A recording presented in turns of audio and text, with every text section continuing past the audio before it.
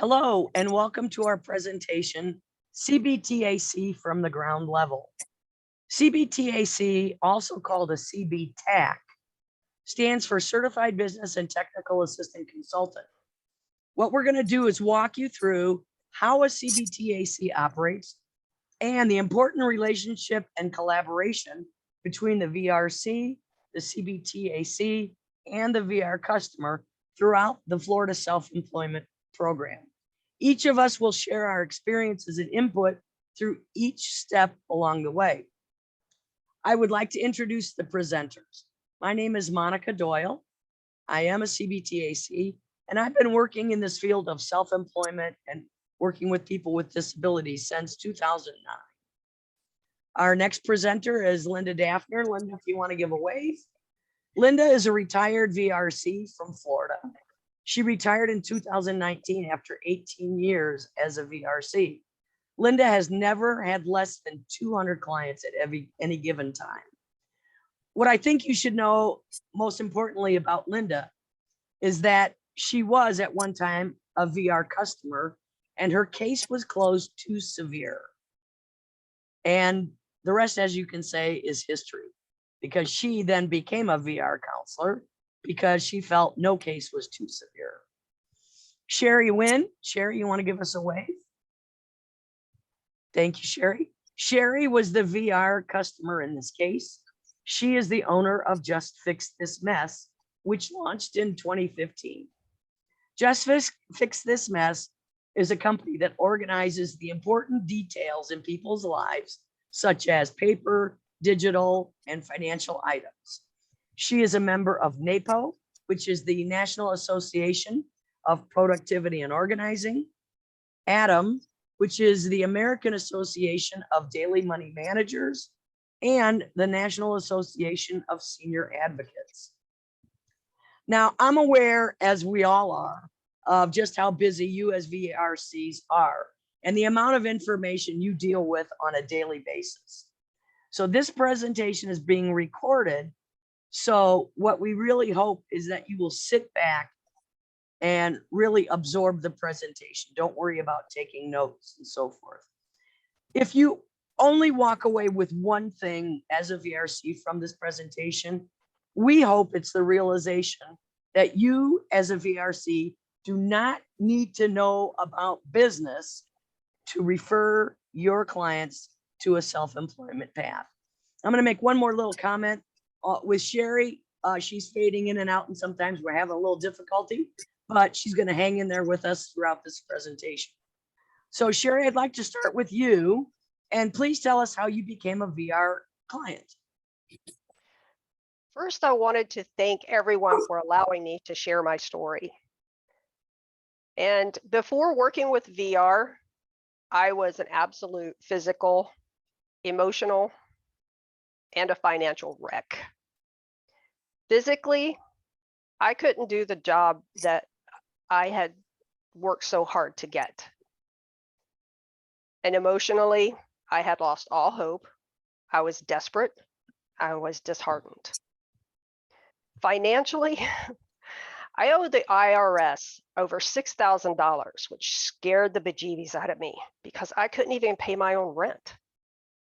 Needless to say, I was in a very, very dark place. I had no hope for my future, and I couldn't see a path forward. Then one day, a physical therapist friend of mine saw me at the hospital, and he recognized how much pain I was in. And he recommended that I go to VR. I had no idea what VR was. I had never even heard of it. But I was in so much pain that I did it. Shortly after meeting my first counselor, I had to move. And so my case was transferred. And that is when Miss Linda Daphner came into my life. Linda, do you want to talk about meeting with Sherry and how you picked up on self-employment as an option? I know she had health issues that you had to address right away, so it wasn't a quick determination, but you want to walk us through that a little bit? Sure. Sherry was an inherited case from another office.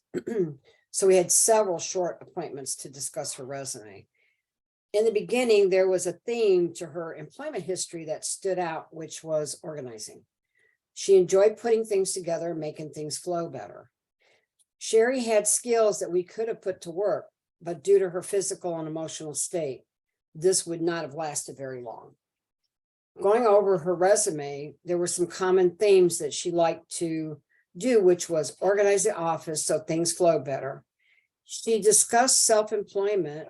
We discussed self-employment as an option since she was no longer able to work a 9-to-5 job, but needs the income to survive. Sherry was not a benefit receiver, so she had no SSA, SSDI, or SSI.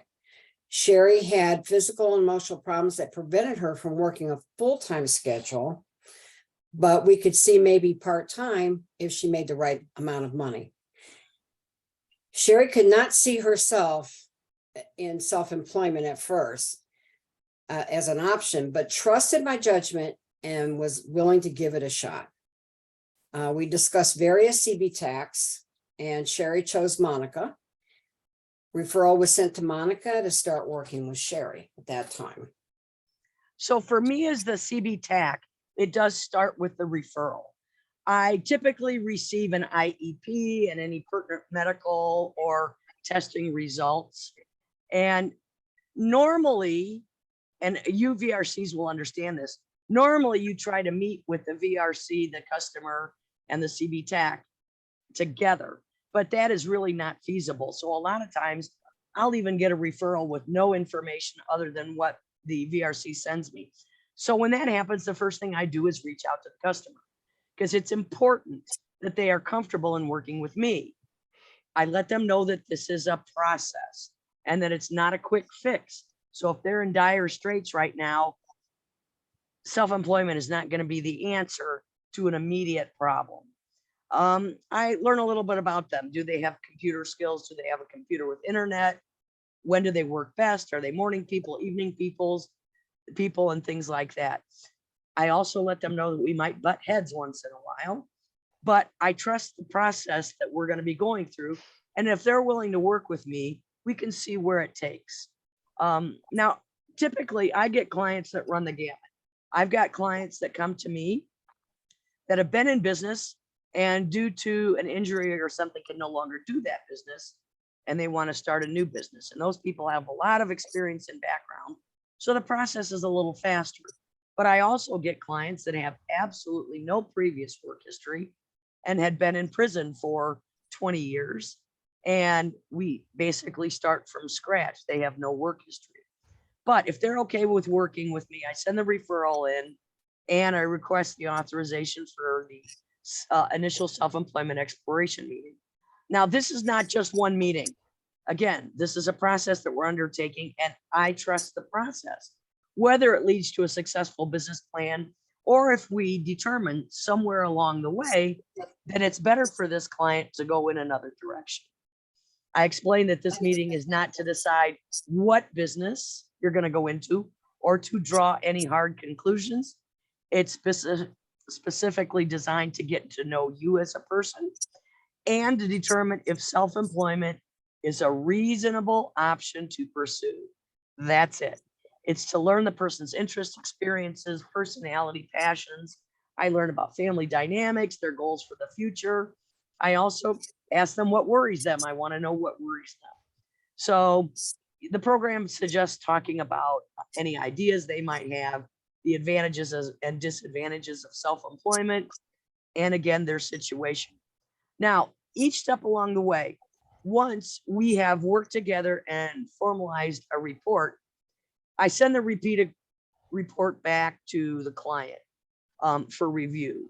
I use this same process at the end of every benchmark. Before our reports are submitted, they're sent back to the customer for reviewing, because it's important that the client says, yes, this is my report, and that I have not brought my biases into their business plan. So that's kind of an important process that we go through at the end of each of these best benchmarks. So Sherry, do you have any thoughts on the initial self-employment meeting? Oh, wow. Yes. You know, I remember that we actually met several times to get to know each other. We met both in person and virtually using your GoToMeeting program. Mhm.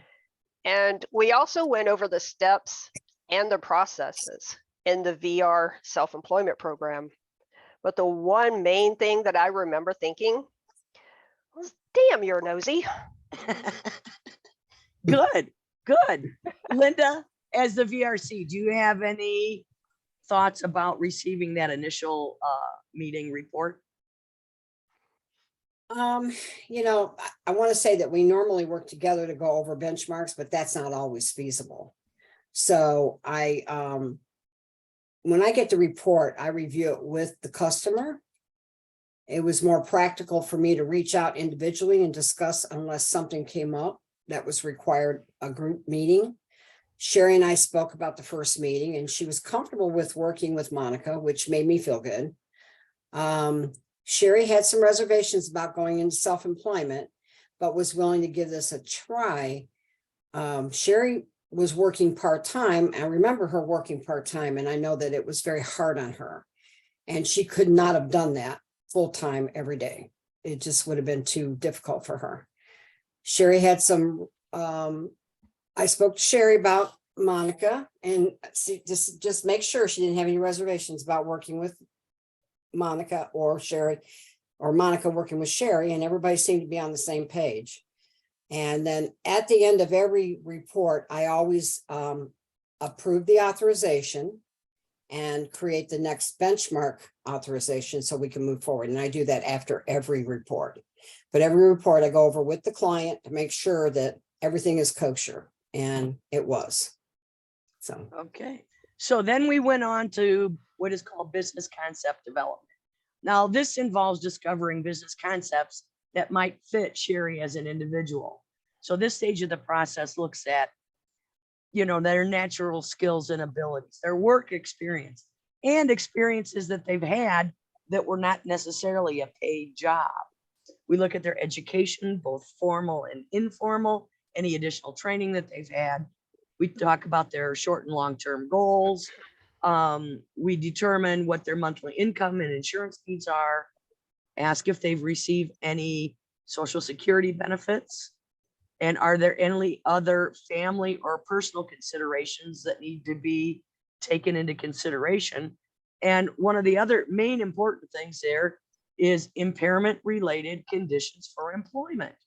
So if the person cannot stand for more than 20 minutes, we certainly cannot put them in business as a cashier at Walmart. So we need to look at those impairment related conditions. So all this information is gathered and then used to discover themes and potential business ideas. As I'm talking to people, I'm always listening.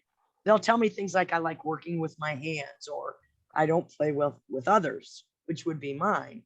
I'm a night owl, or I'm not good with structure, or I need structure. These are all things that are involved in discovering the themes and potential business ideas. It's important at this point that I let the VR consumer understand that VR is here to help with startup, not long-term, and not get everything that they would need to run a business. But we're here to help them build a solid startup foundation to help them establish their business and for them to make it grow.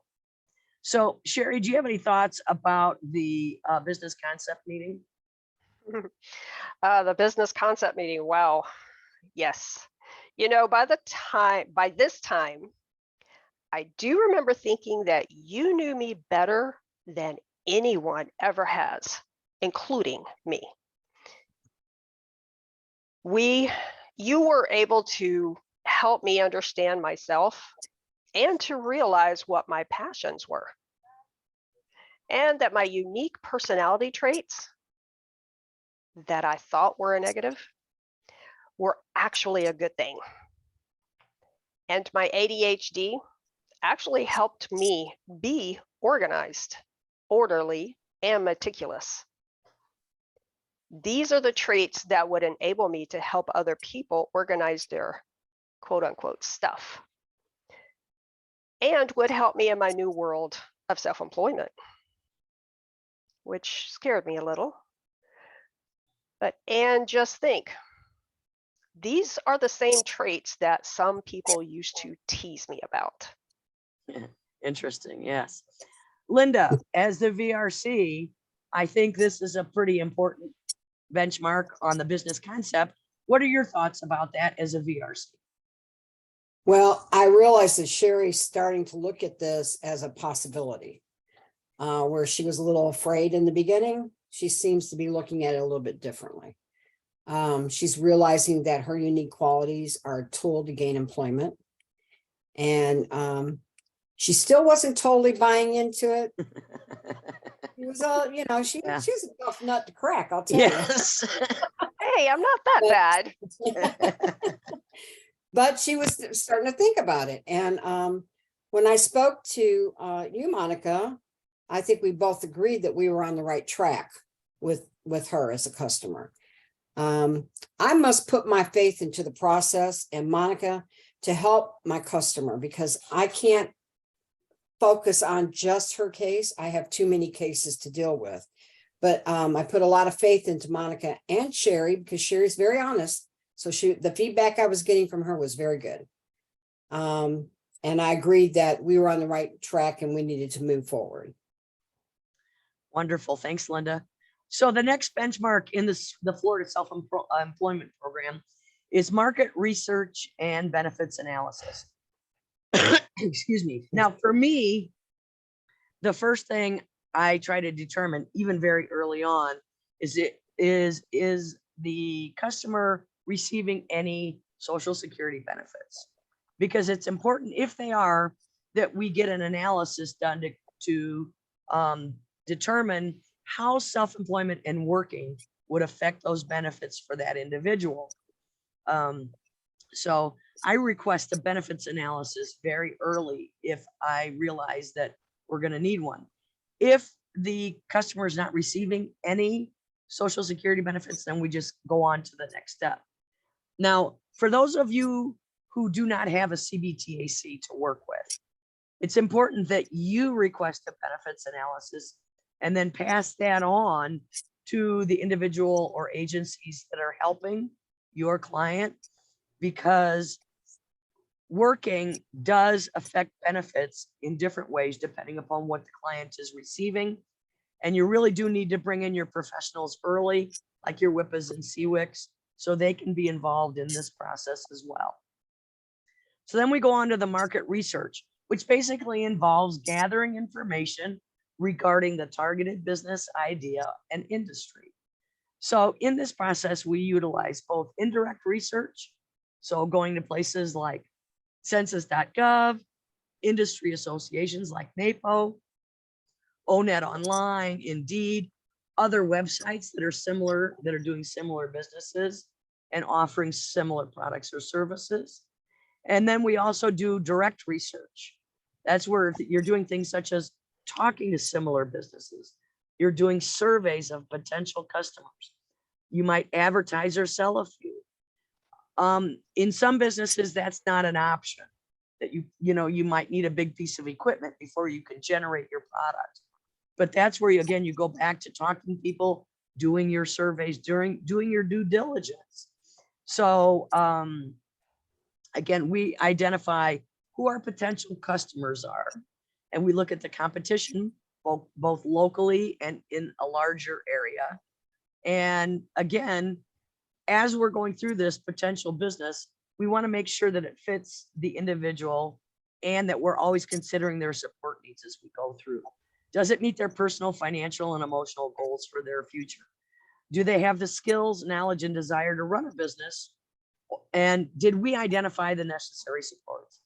And in those cases, if we determine there are support needs, could they be filled by family or friends or outside resources and so forth? So it's important that the customer understands all aspects of their business. Excuse me. They do not have to do all aspects of their business, but they need to understand it. Additionally, we start gathering information regarding our draft financials, startup costs, and so forth. So Sherry, do you have any thoughts about this benchmark? Oh yeah, I do remember going through this benchmark. And I remember it being a little challenging.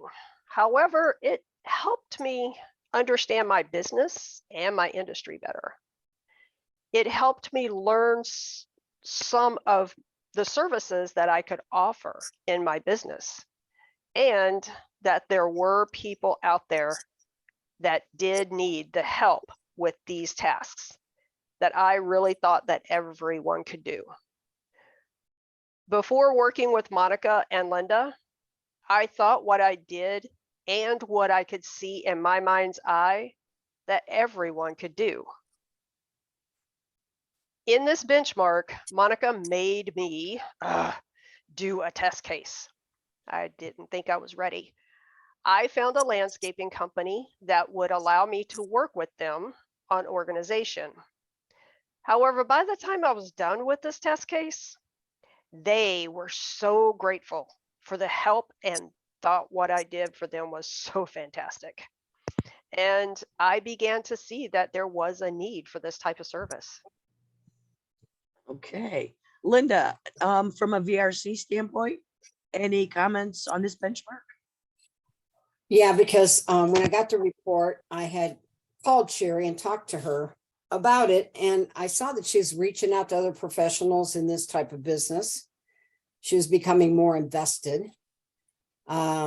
She had contacted the local SBA, which is Small Business Administration, and EDC, which is Economic Development Commission, to find other resources to help her in this business venture.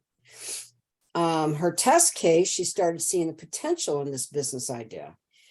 Doing the test case helped her turn a corner. And she started getting excited about the venture.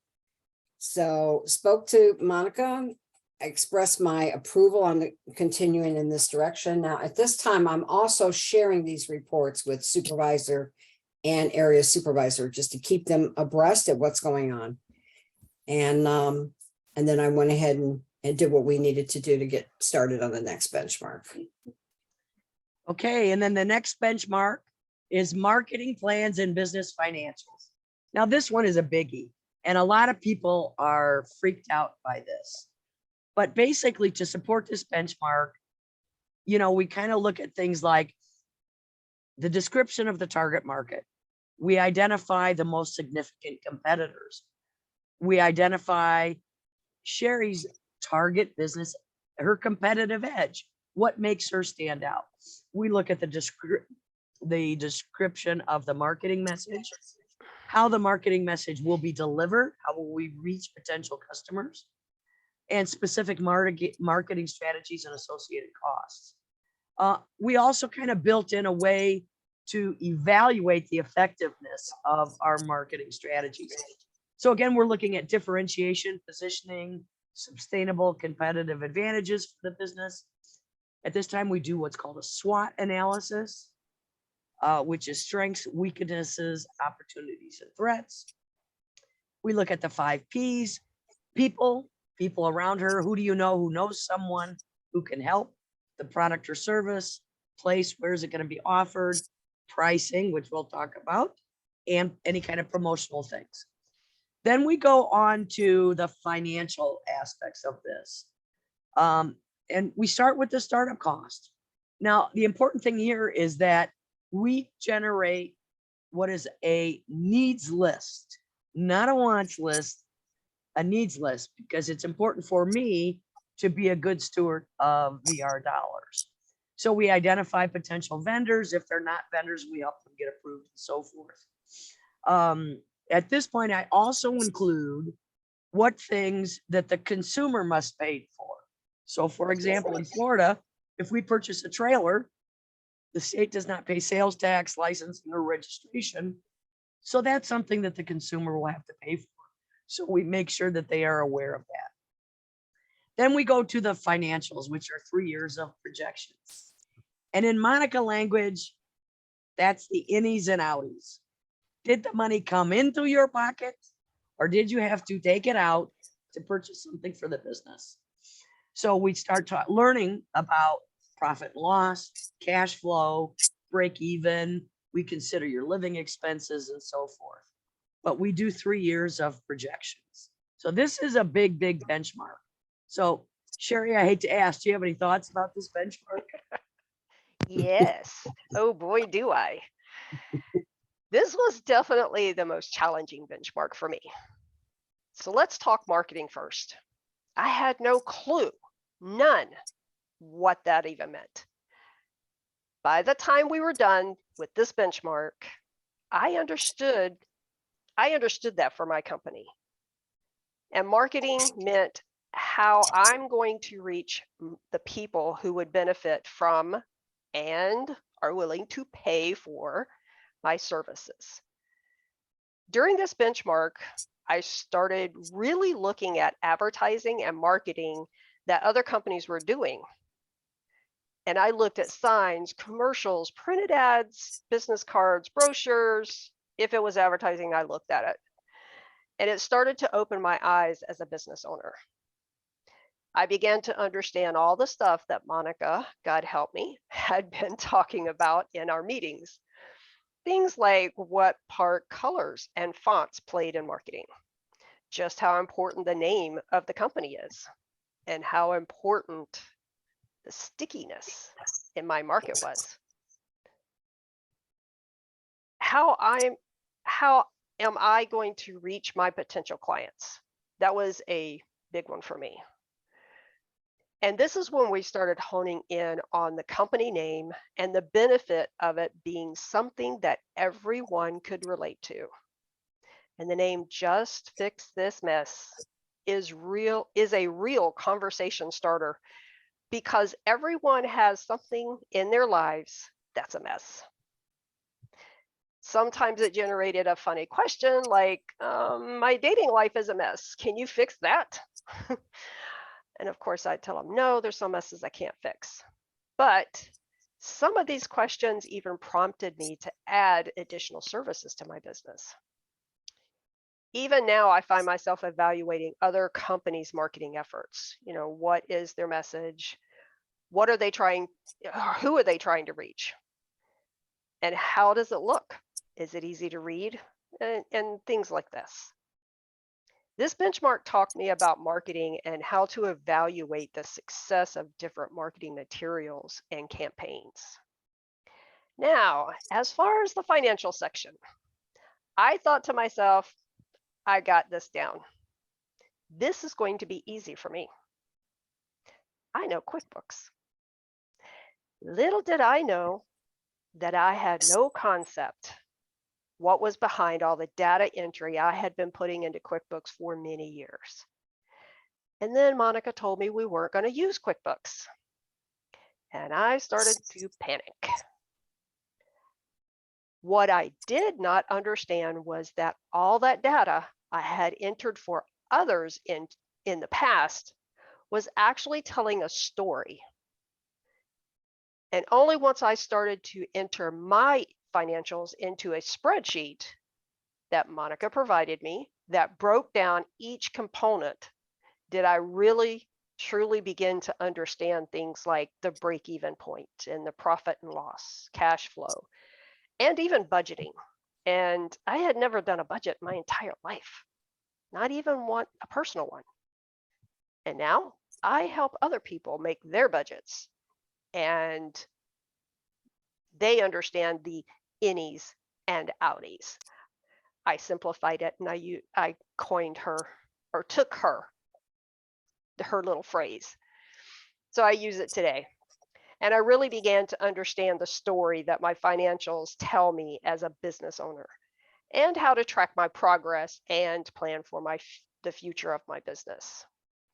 I would say there was one area of the financials that Monica and I did butt heads about, and that was the pricing. She asked me what I was going to charge. And because I was used to being the employee, I said $15 an hour. To me, that was a lot. I remember her shaking her head, oh no. And she suggested $40 an hour. And I thought there was no way that someone was going to pay me that amount of money for what I was doing. And without telling her, I did a job for $15 an hour. And I put a lot of work in that job. excuse me, both on site and behind the scenes.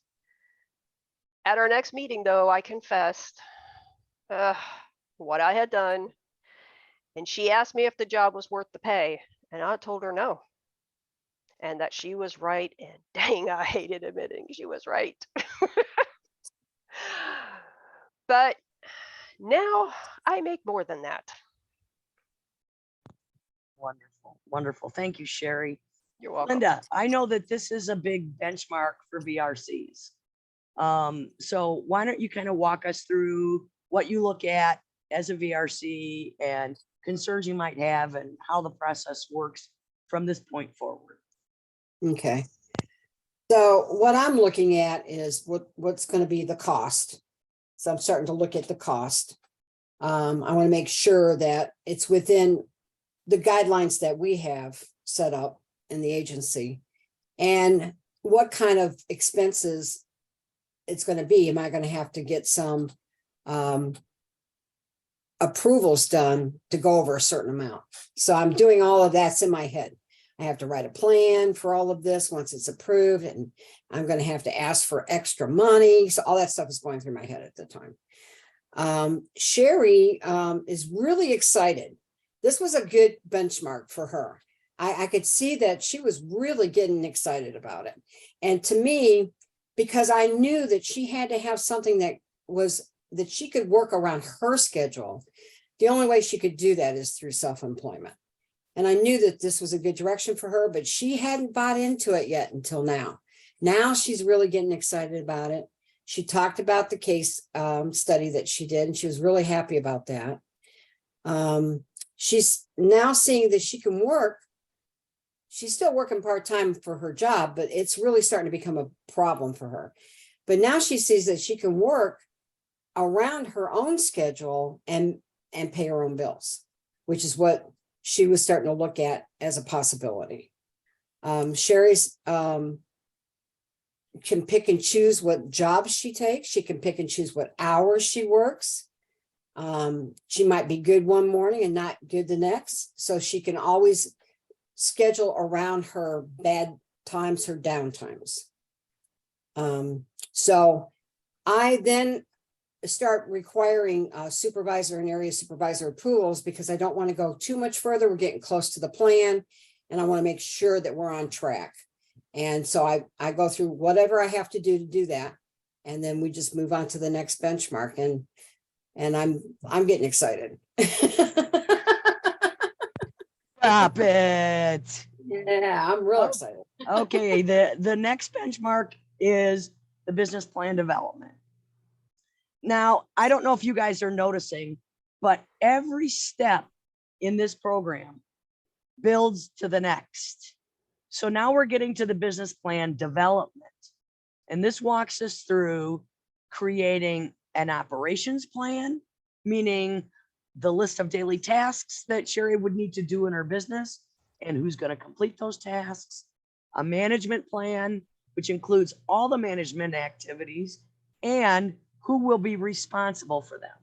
Now, Sherry's going to be responsible for every aspect of the management plan, but it doesn't mean she needs to do the tasks if she hires an employee or assigns it to someone else, but she needs to keep her eye on her business. At this point, we also determine what business structure would be best, and that's based on a lot of things, including, are they a Social Security recipient? And there's a lot of considerations that are taken in at that time. And then this is also an opportunity for us to make any changes in the business financials based on any newly discovered information. So Sherry, you have some thoughts, I bet, about this business plan development benchmark. Oh, yes. Yes. At this point, I understood better of what I wanted my business to be.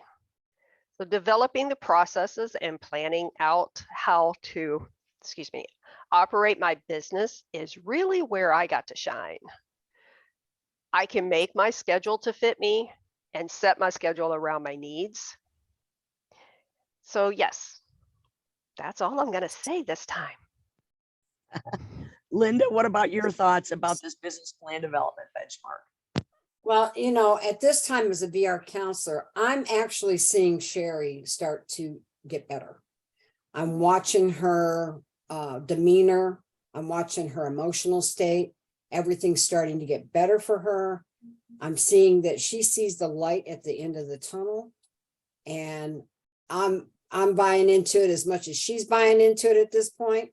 And we're like looking at the final product. So I'm real happy with the direction that we're going in. I'm real happy that Sherry is actually seeing a light at the end of the tunnel. Okay, so then what we do is we go on to the completed business plan.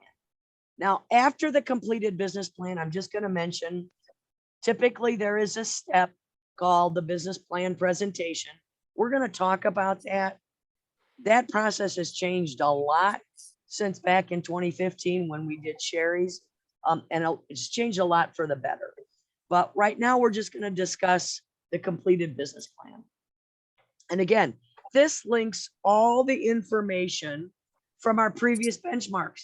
Everything that we have been gathering is now put into this final story of the individual's business, of Sherry's business. So we include things like the overview of the company, description of her product or service, summary of our market research. We identified the target market, her competition, her competitive edge. We now have a marketing management and operations plan. We've got financial projections. We have a list of our funding requests for VR. And again, here is if you add a benefits analysis, it would go in here. And then we also include a list of case closure recommendations and implementation hours. Now, I actually also in the plan include just a headshot, a picture of Sherry. Forgive me, I've got this cough I can't get rid of. But I also include her resume, any certifications she's gained. And then we map out what are called milestones, implementation milestones. If the plan is approved, what do we do? When do we open the business bank account? When do we start working on the website? When do we get your marketing materials and so forth? So that's kind of a summary of the completed plan. Sherry, do you have any thoughts about your completed business plan? Oh, yeah. I remember the first time I read that final business plan and I thought, wow. It laid out my path. And I will forever be grateful to VR for literally saving my life. This is my business. And this is something I can do. And I can do it for a long time. And I have to admit, I even started crying because I just couldn't believe that this was my business, that I actually had a chance to survive. Wow. Linda, I'm going to have you talk about the completed plan first, and then take us into the business plan presentation. Okay. The business plan was fantastic. I read it a couple times, actually. I went over it with Sherry. We discussed it. She was so excited. And I could just see as a VR counselor, this is the point where you say, I did my job. We got to this point and now I've done my job. She's going to be okay. We're going to get this up and running and things are going to be wonderful. And then, unfortunately, we didn't have business meetings. We didn't have the final plan meeting with all the parties involved. It was a very slow process. It was through email, unfortunately. And I understand because everybody's busy and I know that we all are busy and it's hard to chunk out time. But now with Zoom and everything that we've got now with virtual meetings, it would have been an easier process today than it was back then.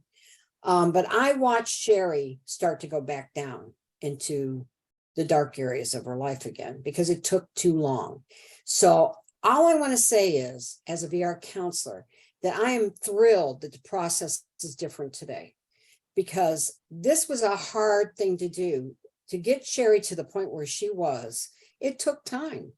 And I saw it in a matter of a month or two start to go back down like we hadn't even worked together. And that's scary. That's scary as a VR counselor, because you just don't have time to go through that process again.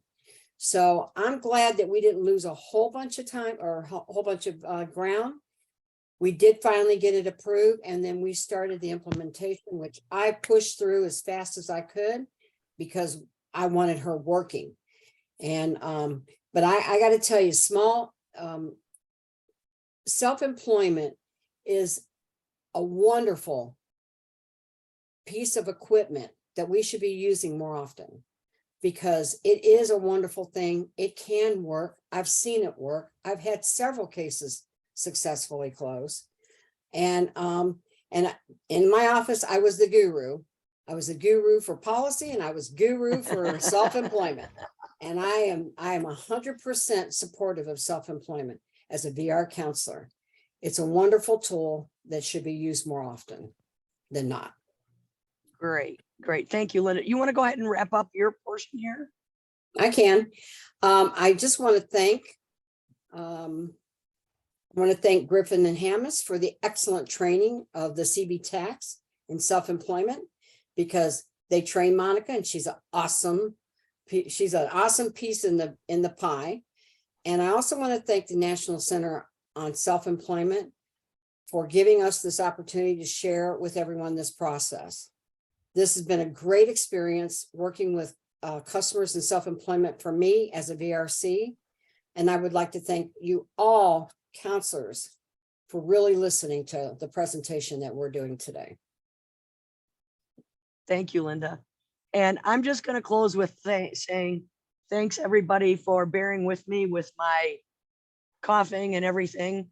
But we really wanted to share with you this experience and how the collaboration really does work between the CBTAC, the VRC, and the consumer. I also would like to thank the National Center on Self-Employment for allowing us to present here today.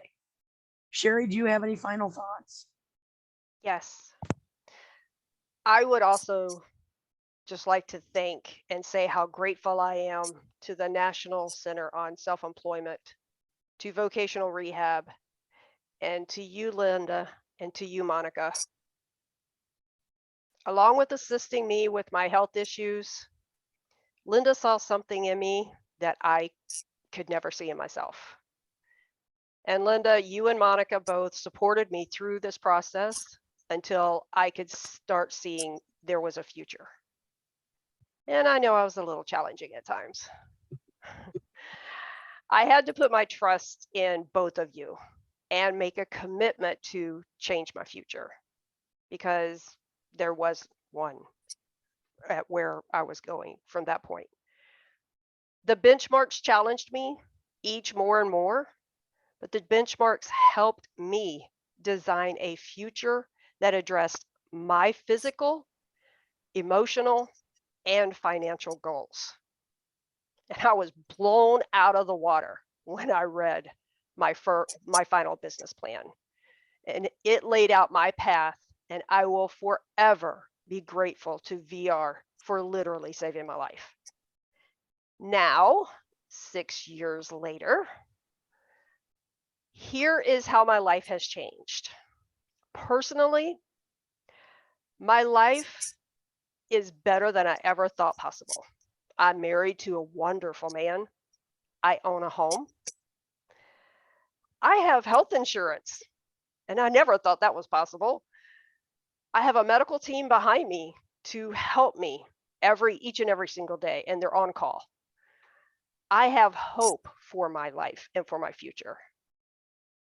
Physically, I still have challenges, but I can modify my business to address these challenges each time. And emotionally, I am in a very good place. I have control of my future, and I can adapt to changes in ways I never could before. And financially, I am more stable than I have ever been in my life. And yes, I paid off the IRS. And I recently hired a bookkeeper to help me. and I'm considering other ways to grow and expand my business. We would like to thank the National Center on Self-Employment for letting us share my story on self-employment journey. I would like to thank all of you counselors for really listening to and absorbing this presentation. Our hope is that you as VRCs will keep self-employment as an important resource, an option in your toolkit when considering how best to assist your clients. Who knows? You could save someone's life like mine. So thank you from the bottom of my heart for listening to my story.